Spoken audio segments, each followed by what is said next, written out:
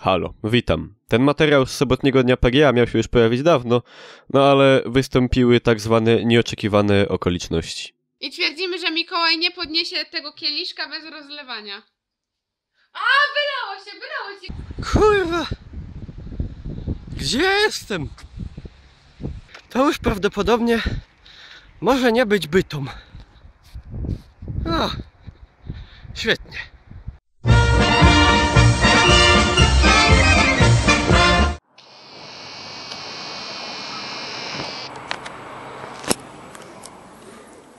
I oto dupca. I obych nie stał. Także na dobry początek dnia, sobotniego dnia, biglowanie. I razem z biglowaniem, Dawidzie, jakie są twoje przewidywania i oczekiwania co do sobotniego dnia targów? No, to sobota generalnie zaczniemy od czego? Od śniadania, bo my jeszcze nie jedli. Ja. No, jak się zjemy, to idziemy na hala. No, co ja chcę, no co by chciał? Może jako gra, jakiego giveawaya dostać, nie? Ja. No, a tak zupełnie serio, no to w sumie oczekiwań nie mam jakichś specjalnych, bo wiem, że będzie to samo co pierwszego dnia. Tylko, że będzie dużo więcej ludzi. No. No i tyle. No o, to na pewno ktoś nas tam gdzieś tego złapnie, nie? To my się Ja. muszą się spotkać. Także tak to będzie wyglądać. No, to a ja mam takie inne jedno oczekiwanie, żeby tam nie było takiej ciżby, żeby szło w leś przynajmniej. I ja. Będzie. Także patrzcie tam jako. Dowód na to, że na YouTubie nie ma bidy. No oczywiście, że nie ma bidy. Kamele. Jak, Dawidzie, wrażenia póki co? Jak nas bidzie. I co takiego odkrywczego można powiedzieć o sobotnim dniu targów PGA? Generalnie niewiele, przewidując z Dawidem, że będzie to praktycznie to samo plus więcej ludzi, mniej miejsca i mniej tlenu, mieliśmy generalnie rację.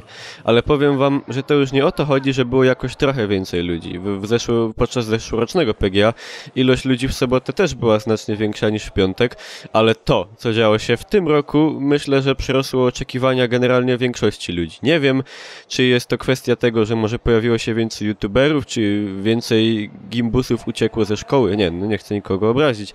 Może więcej ludzi wzięło wolne, może dla ludzi było to atrakcyjniejsze, ale po prostu ilość ludzi była ogromna. Jak mówi przysłowie, ludziów jak mrówków. A dla mnie osobiście w zasadzie ciekawsze w tym drugim dniu od tej właściwej hali targów była hala nie growa, tylko skupiona się tak zwane targi hobby, czyli komiksy różnej maści, książki, gry planszowe, czy te wszystkie super zabawki w stylu tego magicznego, kinetycznego piasku, który niby jest dla dzieci, ale sam bym chciał się nim pobawić, wyścigi, międzynarodowe wyścigi autek na sterowanie, czy też w tej głównej hali był taki model kolejki, taki ja sam kiedyś bardzo się tym pasjonowałem, ale jak on był długi, to po prostu przerosło moje oczekiwania.